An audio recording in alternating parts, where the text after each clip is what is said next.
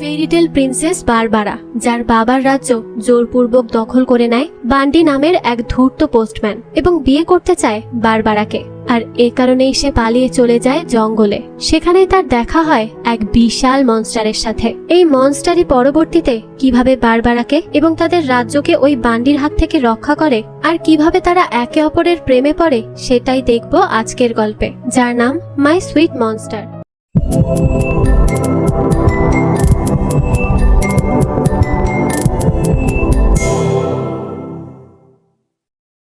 গল্পের শুরুতে আমরা এডওয়ার্ড নামের এক প্রিন্সকে দেখি, যে ছিল খুবই বাহাদুর আর সে কাউকে ভয় পেত না। সে সবসময় মানুষের সাথে ন্যায় করত, তাদের জন্য ভাবত, আর তাই তার সম্পর্কে সবাই জানে, তাকে এক নামেই চেনে। এদিকে আমরা প্রিন্সেস বারবারাকে দেখি, যে প্রিন্স এডওয়ার্ডের এই গল্প পড়ছিল। গল্প পড়া শেষে আমরা একটা বিশাল প্রাসাদ দেখি, যেখানে সবাই আজ বারবারার জন্মদিনের জন্য এই প্রাসাদ সাজাচ্ছে। সবাই অনেক ব্যস্ত। তো রাজা এলিজা প্রাসাদের মধ্যে রোবট আর তার তৈরি জিনিসপত্র দিয়ে ভরে রেখেছে। এখানে আমরা দেখতে পাই রাজা আর তার মেয়ে প্রিন্সেস বারবারার মধ্যে সম্পর্কটা তেমন ভালো নেই। বারবারা সবসময় এই মহল থেকে পালিয়ে পালিয়ে থাকতে চায়, সে সাধারণ হয়ে জীবন কাটাতে চায়। আর বারবারা যেহেতু সবসময় এডওয়ার্ডের গল্প পড়তো, তাই এটা পড়তে পড়তে সে এডওয়ার্ডকে আরো বেশি ভালোবেসে ফেলে। তাই সে এডওয়ার্ডকে চিঠি পাঠাতো, আর এডওয়ার্ডও তাকে চিঠি পাঠাতো। তবে আজ কেন চিঠি আসেনি তাই বারবারা চিন্তিত হয়ে পড়ে। তার খুবই খারাপ লাগতে থাকে এবং সে ভাবে তার ভালোবাসার কথা সে খুব তাড়াতাড়ি তার ভালোবাসার কথা জানিয়ে দিবে, যেন এডওয়ার্ড তাকে এই রাজ্য থেকে অনেক দূরে কোথাও নিয়ে যায়। তার এখানে থাকতে একদমই ভালো লাগে না, এই জন্যই সে দূরে গিয়ে থাকতে চায়। ওইদিকে বারবারাকে তো সবাই খুঁজে যাচ্ছে, কারণ সে আজও পালিয়ে অন্য একটা জায়গায় লুকিয়ে লুকিয়ে এডওয়ার্ডকে নিয়েই ভাবছে। তো তাকে খুঁজতে খুঁজতে সেখানে এসে দেখে বারবারা তার ছোট্ট বন্ধু বালবিকে গল্প বলছে। এই বালবিটা একটা ছোট্ট বাল্বের মতো দেখতে, তাই তাকে বালবি নাম দেওয়া হয়েছে। সে আর বারবারা অনেক ভালো বন্ধু। যাই হোক, তারপর বারবারা তার বাবা আর ন্যানিদের দেখে, তাদেরকে বলে, ও বাবা আর ন্যানি, তোমরা কেমন আছো? আসলে প্রাসাদে বেশি শব্দ, তাই আমরা সিদ্ধান্ত নিয়েছি এখানেই পড়াশোনা করব। প্রাসাদে থাকতে আমার একদম ভালো লাগে না। রাজা এলিজা তখন বলে, পড়াশোনা তো ভালো, কিন্তু তুমি এখানে কেন পড়বে বলে ভাবছো? তোমার তো ঘরই ঠিক আছে পড়াশোনার জন্য, এখানে আসার কি দরকার? আর দেখো, তোমার ঘরটাই কিন্তু সবচেয়ে নিরাপদ একটা জায়গা, তাই তোমার ওখানেই পড়াশোনা করা উচিত। এরকম জায়গায় তোমার মতো রাজকন্যারা থাকতে পারবে না, বুঝতে পেরেছো? তখন ন্যানিরাও বলে, হ্যাঁ ঠিকই তো, এখানে শুধু ধুলাবালি, মাকড়সা আর টিকটিকি। তো এরপর রাজা এলিজা বলে, তুমি প্লিজ ঘোড়া নিয়ে আবার দৌড়াতে বের হয়ে যেও না, বুঝতে পেরেছো? বারবারা তখন রেগে বলে, তাহলে তুমি আমাকে ঘোড়া দিলেই বা কেন, হ্যাঁ, যখন সেটা নিয়ে ছুটতেই পারবো না? এলিজা বলে, কারণ তুমি চেয়েছো তাই আমি তোমাকে উপহার হিসেবে দিয়েছি, আর আমি তো জানতাম না যে ছোট্ট ঘোড়াটা এত বড় হয়ে যাবে। বারবারা বলে, বাবা এটা কিন্তু কোনো মজা না, আমার ভালো লাগে না এসব। রাজা এলিজা বলে, আমি আসলে তোমার সাথে কখনো খারাপ কিছু হতে দিতে পারবো না, তোমাকে নিয়ে আমারই সেখানে আরো বেশি সেফ থাকবো। তখনই কথা বলতে বলতে এডওয়ার্ডের বইটা পড়ে যায়, আর রাজা এটা দেখে বলে, কি ব্যাপার, এটা কি? তারপর সে বইয়ের নাম দেখে জানতে পারে এটা তো প্রিন্স এডওয়ার্ডের উপর লেখা উপন্যাস। এটা দেখেই তো রাজার মাথা গরম হয়ে যায়। সে স্টিভেনকে ডেকে আনে আর বলে, এই বইটা তুমি এখনই নষ্ট করে দাও, আর পোস্ট অফিসে বলে দিও যেন এইরকম কিছু আর আমাদের প্রাসাদে ডেলিভারি না করে, আর এই ঘরকে যেন একদম লোহা দিয়ে আটকে দেওয়া হয়, যাতে করে প্রিন্সেস এখানে আর আসতে না পারে। অন্যদিকে আমরা বান্ডি নামের একজন পোস্টম্যানকে দেখি, যে প্রিন্সের পাঠানো চিঠি নিয়ে আসে বারবারার কাছে। তখন বারবারাকে সাজানো হচ্ছিল, কারণ তার আজ জন্মদিন, তাই তাকে অনেক সুন্দর করে সাজানো হচ্ছে। কিন্তু এতেও খুবই বিরক্ত হচ্ছিল বারবারা, তার তো এসব কিছুই ভালো লাগে না। তো কিছুক্ষণ পরই তার কাছে খবর আসে একজন এসেছে তার চিঠি, আমার কাছে এখন সময় নেই তোমার সার্ভিসের জন্য পে করার। বান্ডি বলে, আমার চুপ থাকা আপনি কিছু দিয়ে কিনতে পারবেন না। বারবারা বলে, তার মানে কি বলতে চাইছো? বান্ডি বলে, সেই চিঠি সব জানে, তার আর প্রিন্সের সব কাহিনী তার জানা। এখন যদি সে এইসব রাজাকে বলে দেয় তাহলে কি হবে তার? বারবারা বলে, তুমি আমার চিঠি পড়েছো? তোমার এত বড় সাহস?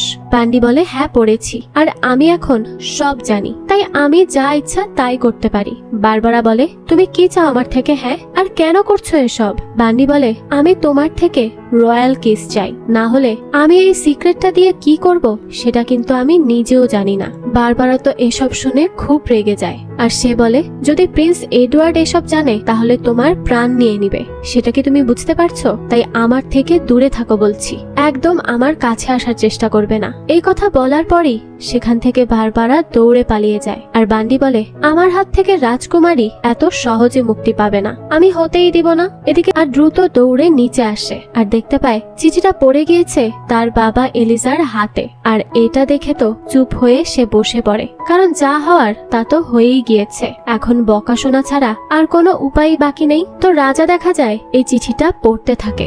এরপর সে খুবই হতাশ হয়ে ড্রিঙ্ক করতে শুরু করে। বারবারা বলে, বাবা আমরা একে অপরকে ভালোবাসি, একটু বোঝার চেষ্টা করো। রাজা বলে, কি কিসের ভালোবাসা? তুমি তো এখনো একটা বাচ্চা মেয়ে, তুমি ভালোবাসার কি বোঝো? হ্যাঁ। বারবারা বলে, হ্যাঁ তো কি হয়েছে? তুমি যখন আমার মাকে বিয়ে করেছো তখন তোমার বয়স তো কম ছিল বাবা। রাজা বলে, না মানে সেটা তো তোমার মা ছিল, এজন্যই বিয়ে করেছি, আর আমাদের ব্যাপার সম্পূর্ণই আলাদা।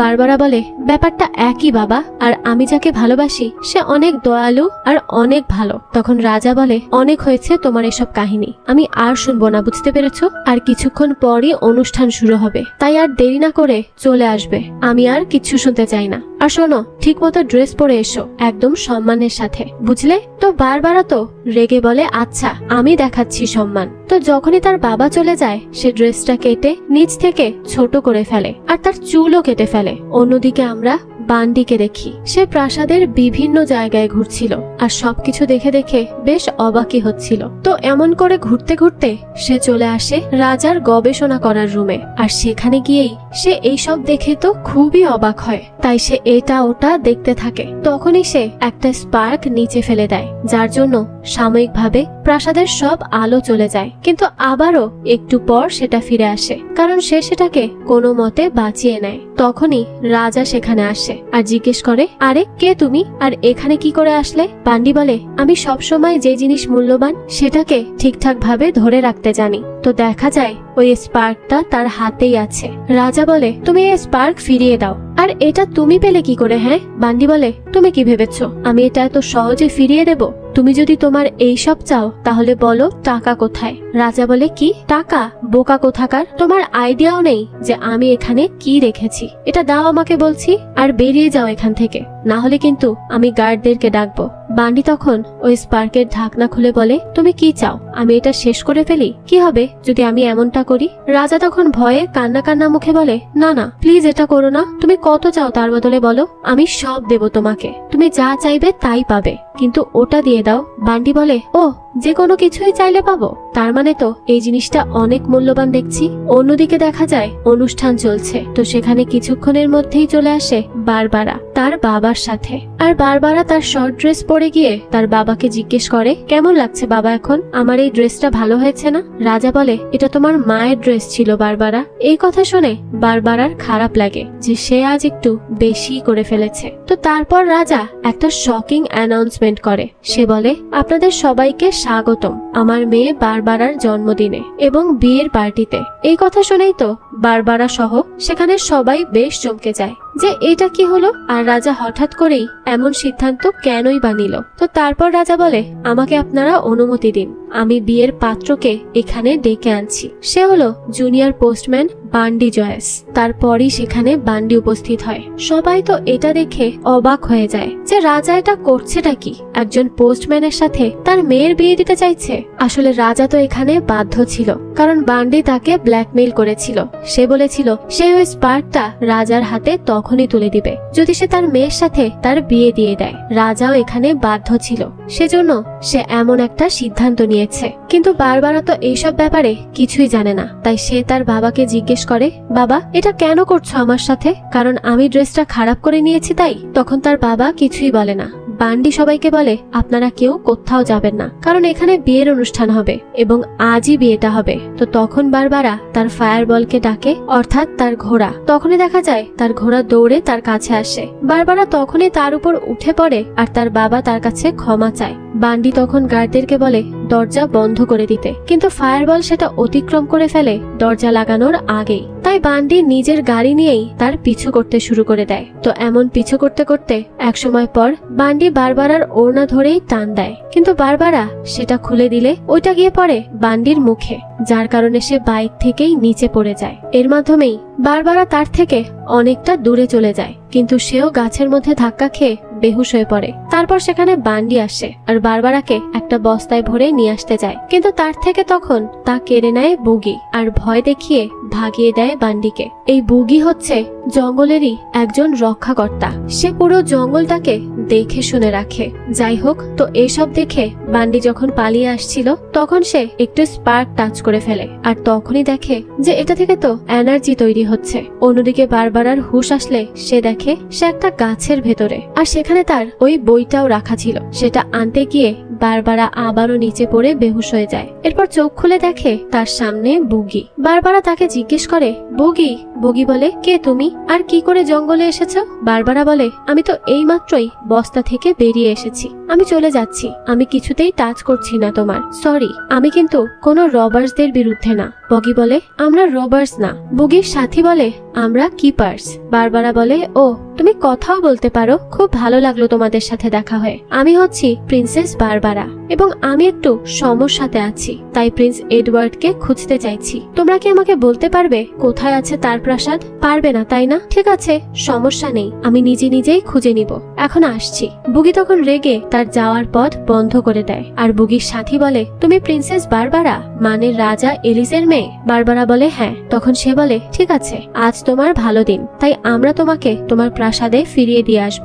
বারবারা তখন কল্পনা করে যে সেখানে ফিরলেই তো তার জন্য অপেক্ষা করছে বান্ডি, তাই সে তাদের রিকোয়েস্ট করে যে তারা যেন তাকে ওই প্রাসাদে আর ফিরিয়ে না দেয়, বরং এডওয়ার্ডের প্রাসাদে দিয়ে আসে। কিন্তু সে তো কোনো কথাই শোনে না, তার হাত উল্টো বেঁধে ফেলে। অন্যদিকে রাজা তো তার মেয়ের নিখোঁজ হওয়া নিয়ে বেশ চিন্তিত ছিল, কিন্তু তার চেয়ে বড় টেনশন হয়ে দাঁড়ায় বান্ডি। সে রাজার এই সিংহাসনেই বসে পড়ে, আর রাজা যখন তাকে জিজ্ঞেস করে বারবারা কোথায়, তখন বান্ডি বলে আপনি আপনার জঙ্গলে হিংস্র প্রাণী রেখেছেন, তারাই তাকে কিডন্যাপ করেছে। রাজা বলে মানে তুমি কি বলতে চাইছো? বান্ডি বলে হ্যাঁ, বুগি তাকে নিয়ে গেছে। রাজা বলে এখন আমরা কি করব? আমি আমার মেয়েকে কি করে পাবো? বান্ডি বলে তার জন্য আমাকে আগে বলুন এই স্পার্ককে কি করে ইউজ করতে হয়। রাজা বলে এটা স্পার্ক ওয়াটার, যার মাধ্যমে যে কোনো কিছুতেই জীবন চলে আসে, এমনকি রোবটের মধ্যেও আসতে পারে। বান্ডি বলে তো আপনি বলছেন যে এটা যে কোনো জিনিসের মধ্যেই প্রাণ আনতে পারে, তো আপনি এটা কোথায় পেয়েছেন? রাজা বলে আজ থেকে 16 বছর আগে বারবারার জন্ম হয়, আর সে খুব দুর্বল ছিল তখন। আমরা ভেবেছিলাম হয়তো সে বাঁচবে না। তারপর আমি এই পানির খোঁজে বের হয়ে যাই, যার মধ্যে প্রাণ থাকবে, প্রাণ প্রদান করার শক্তি থাকবে, আর আমরা খুঁজে খুঁজে সেই নদীটা পেয়েও যাই। তারপর সেখান থেকে আমি পানি তুলি, যদিও আমাকে আমার সেনাপতি মানা করেছিল, কারণ এখান থেকে কেউ পানি নিয়ে বেঁচে ফিরতে পারতো না। তখন আমি বলেছিলাম আমি হচ্ছি রাজা, আর আমি যে কোনো কিছুই করতে পারি। তারপর পানি নিয়ে আসার পথে শুরু হয় পাথর ধস। আমি কোনো মতে সেখান থেকে বেঁচে আসি, এবং তখন থেকে সেই জায়গাটা ব্লক হয়ে যায়। বান্ডি বলে ও আচ্ছা, তো এখন আমাকে অনেকগুলো সৈনিক বানিয়ে দাও, যেন বুগি আর আমার সামনে টিকতে না পারে। রাজা বলে হ্যাঁ নিশ্চয়ই। অন্যদিকে আমরা বারবারাকে দেখি, সে বুগিকে বলছিল তাকে যেন সে ছেড়ে দেয়, আর তার পেছনে পেছনে যায়, তাকে যেন মুক্ত করে। সে এখানে প্রিন্স এডওয়ার্ডের বাহাদুরি সম্পর্কে সুনাম করে। আর তখন বুগি বলে তুমি কি কথা বলা বন্ধ করবে? বারবারা বলে ও বুগি, তোমার না আগে দাঁত ব্রাশ করা উচিত, গন্ধ আসছে, আর তুমি কিছু আদব কায়দাও শিখে নাও, কারণ আমি একজন প্রিন্সেস, আর আমার সাথে তুমি এইভাবে কথা বলতে পারো না। বুগির সাথী বলে তুমি আমাদের এই জঙ্গলে কোনো প্রিন্সেস না, ঠিক আছে? তো এখানে কথা বলতে বলতে বুগি পা পিছলে পড়ে যায় পানিতে, আর সে সাঁতার জানে না।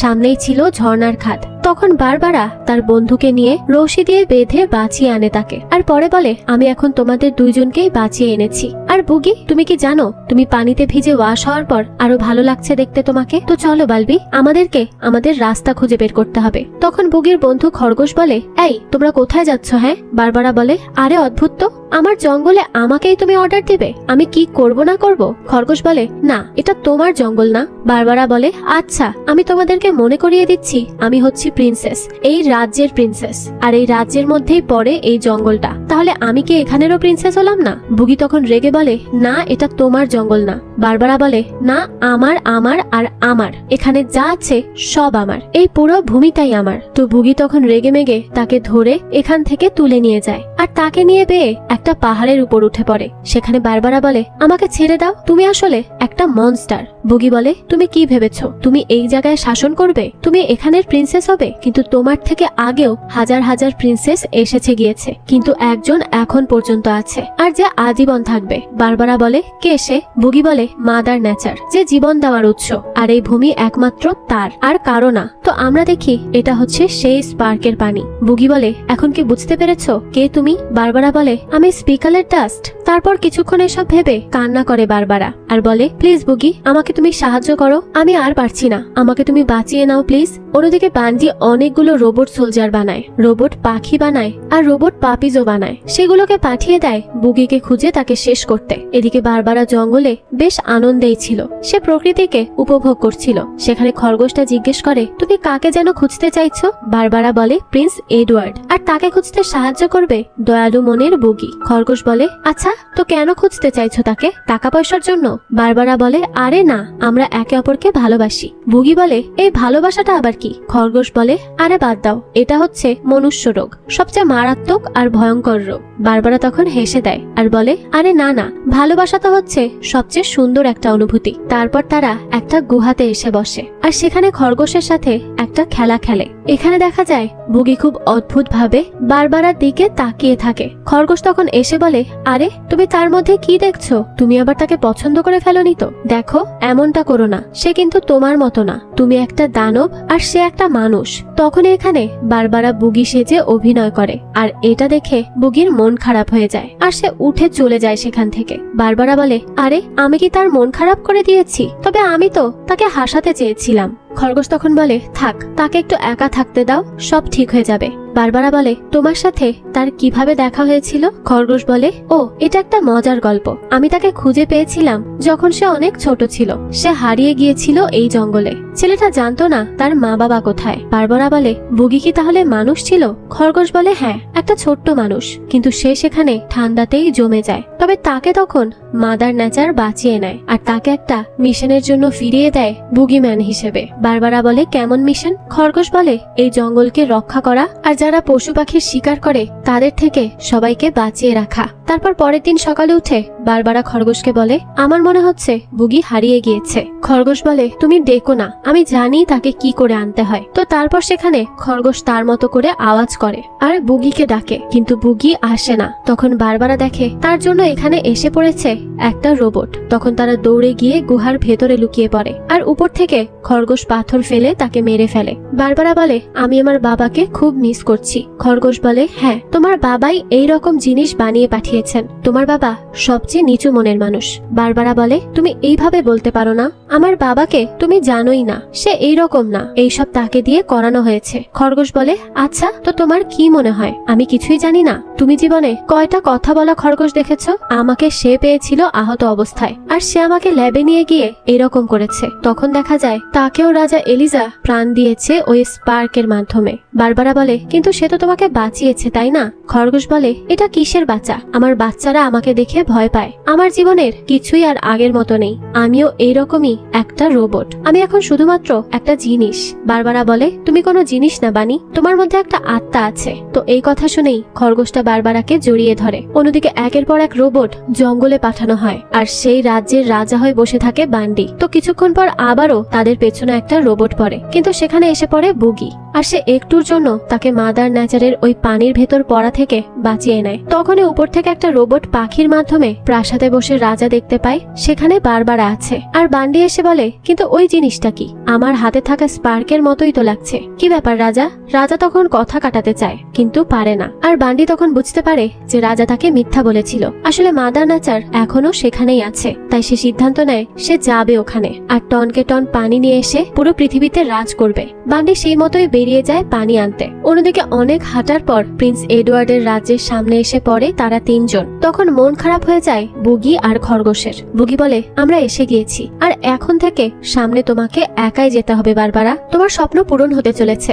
তাই চলে যাও। খরগোশ তখন জড়িয়ে ধরে আর বলে, প্লিজ বারবারা, যেও না, তোমার ওই প্রিন্স এডওয়ার্ডের কোনো প্রয়োজন নেই, তুমি আমাদের সাথেই থেকে যাও। বারবারা বলে, আম সরি বানি, কিন্তু আমাকে যে আগে আমার বাবাকে বাঁচাতে হবে এবং সেই কাজ আমি একা করতে পারবো না, প্রিন্স এডওয়ার্ডের সাহায্য লাগবে। তারপর খরগোশের থেকে সে সেই বাঁশিটা নিয়ে নেয়, যার মাধ্যমে সে বুগিকে ডাকতো। আর যাওয়ার আগে তাকে বলে, আমি তোমাকে কখনোই ভুলবো না বুগি, তুমি সবচেয়ে ভালো মনস্টার, আর তুমি আমাকেও প্লিজ ভুলো না। তারপর সেখান থেকে চলে আসে সে প্রিন্স এডওয়ার্ডের রাজ্যে। বারবারা তো ভীষণই এক্সাইটেড ছিল, তো সেখানে গিয়ে তার দেখা হয় প্রিন্সেস এডওয়ার্ডিনার সাথে। আর এখানে বেচারি এতদিনের আবেগ ভালোবাসার আসল কাহিনী জানতে পারে। সে বলে, আমি প্রিন্স এডওয়ার্ডের সাথে দেখা করতে এসেছি। সে কোথায়? আমার তার সাথে রেগুলার কথা হয় চিঠির মাধ্যমে। এই যে সেই চিঠিগুলো। তখন এডওয়ার্ডিনা বলে, আমি সেই প্রিন্স এডওয়ার্ড, মানে আমি এই ক্যারেক্টারটা লিখেছি আমার বইয়ের মধ্যে, আর এইসব চিঠি তো আমি আমার সব ফ্যানদেরকেই পাঠাই অটো রিপ্লাই হিসেবে। তারপর বারবারা দেখে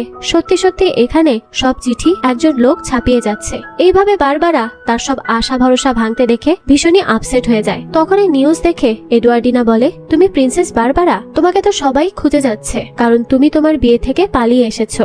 বারবারা বলে, হ্যাঁ, কারণ আমি প্রিন্স এডওয়ার্ডকে বিয়ে করতে চেয়েছি, তাকেই ভালোবেসেছি, আর আমি পালিয়ে আসতে গিয়ে বুগির সাথে দেখা হয়, আর সে আমাকে প্রথমে সাহায্য করতে চায় না, পরে অনেকবার বোঝানোর পর সে রাজি হয়ে আমাকে এখান পর্যন্ত দিয়ে যায়। তো বারবারা এখানে এডওয়ার্ডিনাকে তার জঙ্গলের সফর সম্পর্কে এরকম কিছু কথা বলে। তখন এডওয়ার্ডিনার কাছেও এই সব বেশ ইন্টারেস্টিং লাগে। তারপর এডওয়ার্ডিনা বলে, আমি দুঃখিত তোমার মন খারাপ করার জন্য, কিন্তু তুমি আমাদের গেস্ট হিসেবে আমাদের এখানে থাকতে পারো। তারপর সে তাকে নিয়ে আসে একটা রুমে। তখন বারবারা বলে, আপনাকে ধন্যবাদ। প্রিন্সেস এডওয়ার্ডিনা বলে, না, আসলে তুমি আমাকে তোমার জঙ্গলের গল্প বলেছ, যা অনেক সুন্দর ছিল, তাই আমি তোমার থেকে শুনেই একটা বই লিখবো। তাই তুমি এখানে ঘুমিয়ে পড়ো, কিছুক্ষণ রেস্ট নাও, আর তোমার বাবা এসে তোমাকে নিয়ে যাবেন। বারবারা বলে, কিন্তু আমি তো আপনাকে বলেছি আমি যাব না, আমি ওই লোককে বিয়ে করব না, আমি তাকে ভালোবাসি না। এডওয়ার্ডিনা বলে, আরে এইসব ভালোবাসা সবসময় বইয়ের ভাষা হয়েই থেকে যায়, তুমি এখানে থাকো, বড় হলে বুঝতে পারবে।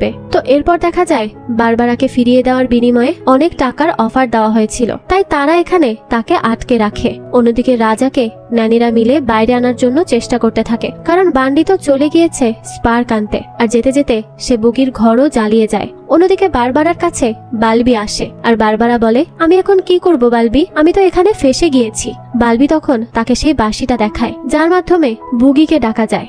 বারবারা তখন সেটা বাজায়। প্রথমবার শব্দ বেশি দূর যায় না, কারণ সেখানে ট্রেন যাচ্ছিল তখন, আর পরের বার বাজানোর আগেই সেটা নিচে পড়ে ড্রেনের ভেতর চলে যায়। তাই বালবি সেখান থেকে উড়ে যায় জঙ্গলে বুগিকে ডেকে আনতে। অন্যদিকে বুগিরা দেখে তাদের ঘর কেউ জ্বালিয়ে দিয়েছে। তারা সেখানে যাবেই তখনই বালবি গিয়ে বুঝায় যে বারবারা অনেক সমস্যাতে পড়ে গিয়েছে। তাই বুগি আর দেরি না করে আগে সে বারবারাকে বাঁচাতে চলে যায়। সেখানে গিয়ে সে জানালা ভেঙে ভেতরে যায়, আর সিকিউরিটি গার্ডরা তাদেরকে আটকাতে যায়, কিন্তু এডওয়ার্ডিনা বলে তাদেরকে যেতে দাও। তো বুগি আর বারবারা চলে গেলে এডওয়ার্ডিনাকে তার অ্যাসিস্ট্যান্ট বলে, কিন্তু আমাদের টাকা, তাকে ফিরিয়ে দিলে তো আমরা টাকা পেতাম। এডওয়ার্ডিনা বলে, সবসময় টাকা প্রয়োজন পড়ে না, প্রথমবার কোনো ফেরি টেলের গল্প সামনে থেকে দেখার সুযোগ হয়েছে, যা শুধু টাকার বিনিময়ে পাওয়া অসম্ভব। আর হ্যাঁ, তুমি তাদের সাথে যা ব্যবহার করেছো তার জন্য তোমার এই মাসের বোনাস ক্যান্সেল। অন্যদিকে বান্ডি তার রোবট নিয়ে মাদার নেচারের কাছে আসে, আর সেখান থেকে পানি কালেক্ট করতে থাকে। তখনই সেখানে বুগি আর বারবারা দৌড়ে আসে, কিন্তু বুগিকে রোবটরা ধরে রাখে, আর বান্ডি বলে তাকে মেরে মাথা কেটে রাজ্যে নিয়ে যাও, মানুষ দেখে খুব খুশি হবে। বারবারা বলে, না প্লিজ তাকে মেরো না, আমি তোমাকে বিয়ে করতে রাজি। বান্ডি বলে, হ্যাঁ, কিন্তু সেটা তো তোমাকে এমনিতেও করতে হবে, তোমার হাতে আর কোনো চয়েসই নেই। আর সে রোবটদের বলে, তোমরা পানি পাম্পিং করা শুরু করো আবার। তখনই সেখানে রাজা এসে বলে, তুই কি ভেবেছিস আমি তোকে তোর কথায় সুপার আর্মি বানিয়ে দিয়েছি বলে সবকিছু তোর কন্ট্রোলে? তুই ভুল ভাবছিস, তাদের সব কন্ট্রোল আমার কাছে রয়েছে। রাজা তখন একটা বাটন প্রেস করতেই সবকিছু সেখানে অচল হয়ে যায়, আর এমনকি বান্ডির হাতও। আসলে বান্ডির হাত যেদিন ভুলবশত স্পার্কে লেগেছিল তখনই প্যারালাইজড হয়ে যায়, তাই সে ওই হাতটিকেও রোবোটিক বানিয়ে ফেলেছিল, কিন্তু এখন তো সেটাও অকেজো হয়ে যায়। তাই বান্ডি এবার তার হাতে স্পার্কল পানি ঢেলে হাতটা সচল করে, আর পরে সেখানে পাম্পিং করা পানি খেয়ে সে একটা বাজে দেখতে মনস্টার হয়ে আসে সবাইকে মারতে। তখনই মাদার নেচারের মধ্যে এক ভয়ঙ্কর ঘূর্ণির সৃষ্টি হয়, আর সেটার মধ্যে বান্ডিকে টেনে নিয়ে নেয় মাদার নেচার। এর মধ্যে বান্ডি বারবারাকে ধরে নিয়ে যায়, আর বারবারাকে বাঁচাতে তার ভেতর চলে যায় বুগিও। কিন্তু বুগি বান্ডির সাথে লড়াই করে ঠিকই বারবারাকে বাঁচিয়ে নেয়, কিন্তু ওই ঘূর্ণি থেকে তারা বের হতে পারছিল না। তখনই রাজা একটা রশি বেঁধে তাদের দিকে ছুড়ে দেয়, কিন্তু সেটা পৌঁছাতে পারছিল না বুগির হাত পর্যন্ত, তাই সেটা বাল্বই ধরে নিয়ে দেয় আর সেখান থেকে বেঁচে আসে তারা দুইজন। তখন মাদার নেচার মাটির নিচে নিয়ে যায় বান্ডিকে। তখনই এইখানের স্পার্ক দিয়ে যারা যারা প্রাণ পেয়েছিল তাদের থেকে সেই শক্তি কেড়ে নেয় মাদার নেচার তার রাগ বশত, কারণ এই মানুষরা তার অনেক ক্ষতি সাধন করতে চেয়েছিল। কিন্তু এই শক্তি কেড়ে নেওয়ার ফলে সেই খরগোশ এবং বারবারাও দুর্বল হতে থাকে। বারবারা বলে, বাবা এটা কি হচ্ছে আমার সাথে? আমি কি তাহলে রিয়েল মানুষ না? আমি কি তাহলে একটা রোবট? রাজা বলে, না না, তুমি সবচেয়ে রিয়েল এই পৃথিবীতে মা। আসলে তুমি জন্মের পর অনেক দুর্বল ছিলে, তোমার মাকে আমি বাঁচাতে পারিনি, কিন্তু তোমার জন্য আমি একটা নতুন হার্ট বানাই আর তোমাকে আমি বাঁচিয়ে নেই। বারবারা বলে, সরি বাবা, আমি সবসময় তোমার সাথে খারাপ আচরণ করেছি, তোমাকে কখনোই বোঝার চেষ্টা করিনি, আর আমি প্রিন্সের পেছনে নিজের জীবনকে শেষ করেছি, কিন্তু পেয়েছি বুগির মতো একজন দয়ালুকে। আম সরি বাবা, আমি মায়ের ড্রেসটাও খারাপ করে দিয়েছি, আমাকে মাফ করে দাও। এই কথা বলার সাথে সাথেই বারবারা সেখানে মারা যায়। আর এটা দেখে রাজা তো অনেক কান্না করতে থাকে, আর তার কান্নাতে বুগি বুঝতে পারে বারবারাও নেই। তখন বুগি মাদার নেচারকে আহ্বান করে ফিরে এসে এদের জীবন দিতে, আর এর বদলে যেন সে তার জীবন নিয়ে নেয়। আর তার এইভাবে ডাকাতে মাদার নেচার তার কথা রাখে আর ফিরিয়ে দেওয়া হয় বারবারার জীবন আর কেড়ে নেওয়া হয় বুগির জীবন। তো এরপর কেটে যায় অনেক দিন, এসে পড়ে তুষারপাতের সময়। সেখানে বুগি এখনো পাথর হয়েই বসে আছে আর সব সময়ের মতো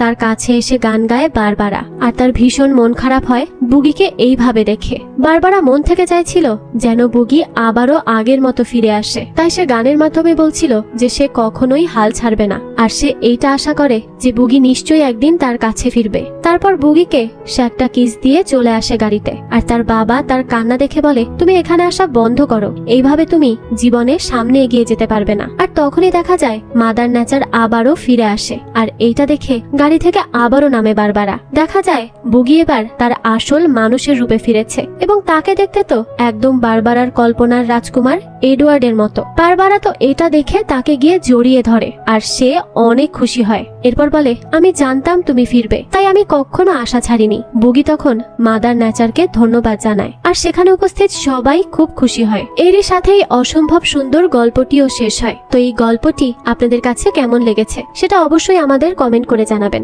যদি এতটুকুও ভালো লেগে থাকে তাহলে একটি লাইক দিয়ে যাবেন। আর হ্যাঁ, আমাদের চ্যানেলে কিন্তু প্রতিনিয়তই নতুন নতুন ভিডিও আপলোড করা হয়। সেই সব ভিডিওর আপডেট পেতে আমাদের চ্যানেলটিকে সাবস্ক্রাইব করে বেল আইকনে অল দিয়ে রাখতে কিন্তু ভুলবেন না। ধন্যবাদ।